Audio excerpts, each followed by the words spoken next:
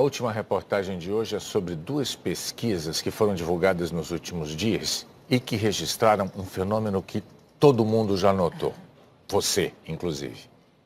As pessoas andam mais fechadas para opiniões diferentes, mais cheias de certezas sobre todos os assuntos, mais intolerantes com quem não pensa da mesma forma. E não é só nas redes sociais. Novas pesquisas medem como anda a disposição do brasileiro para conversar com quem pensa de forma diferente. Uma delas foi feita em 27 países. Os pesquisadores quiseram saber se vale a pena conversar com quem tem visões políticas diferentes.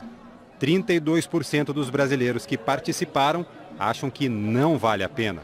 Só na Índia e na África do Sul, as pessoas estão ainda mais fechadas do que os brasileiros. Nos outros países pesquisados, incluindo Argentina, Chile, México, Estados Unidos, Reino Unido, Japão, as pessoas estão mais dispostas a conversar com quem tem visões diferentes.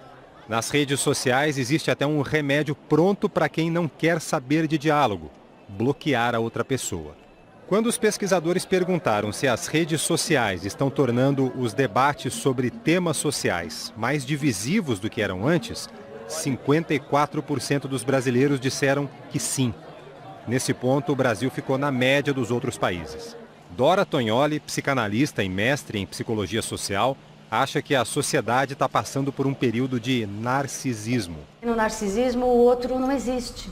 Ele só existe enquanto ele gravita ao meu redor e ele me agrada, ele me dá satisfação. Eu posso ver no outro um inimigo na medida que ele não me atende, como se fosse uma criança. Quando esse sujeito diferente ganha o status de inimigo, você entra numa guerra particular, né? Onde você quer destruir o outro não te interessa mais, ele precisa ser destruído porque ele está tirando o teu sossego. Mas mesmo com essa falta de clima, muitos brasileiros buscam conversar com quem tem opiniões contrárias.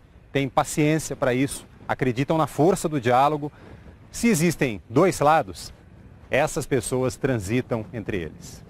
É o que mostra uma outra pesquisa, feita apenas no Brasil. Ela tratou do diálogo sobre machismo e feminismo entre pessoas com opiniões diferentes. Partiu dessa questão para classificar o comportamento dos brasileiros. 15% foram classificados como construtores de pontes. 35% de entre muros, preferem nem conversar com alguém diferente.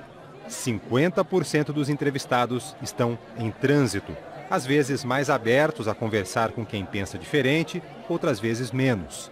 Uma das coordenadoras dessa pesquisa, Mafoane Odara, conta que o objetivo é entender o que falta para o diálogo acontecer e investir nele. É entender que o diálogo não é um processo de competição, onde você vai entrar para ganhar o jogo. É um processo onde os dois ganharão e essa conversa vai levar para um próximo nível dessa discussão.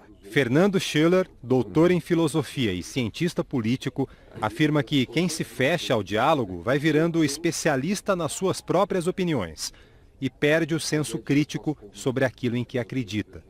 Os construtores de pontes são aqueles que vão liderar esse novo momento da democracia. A democracia precisa de moderados, precisa de moderação. A própria democracia é uma grande máquina de moderar posições. Ser um moderado não significa não ter convicções. Significa não considerar as suas próprias convicções como infalíveis, em primeiro lugar. Significa aceitar a legitimidade do discurso e das convicções dos outros. Significa assumir a responsabilidade sobre as consequências daquilo que você defende.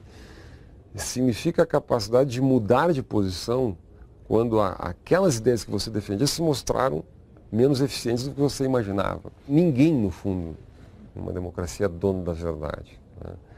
Que as instituições preservam a possibilidade de que todos, de alguma maneira, cooperem para um benefício recíproco, para que todos ganhem no longo prazo.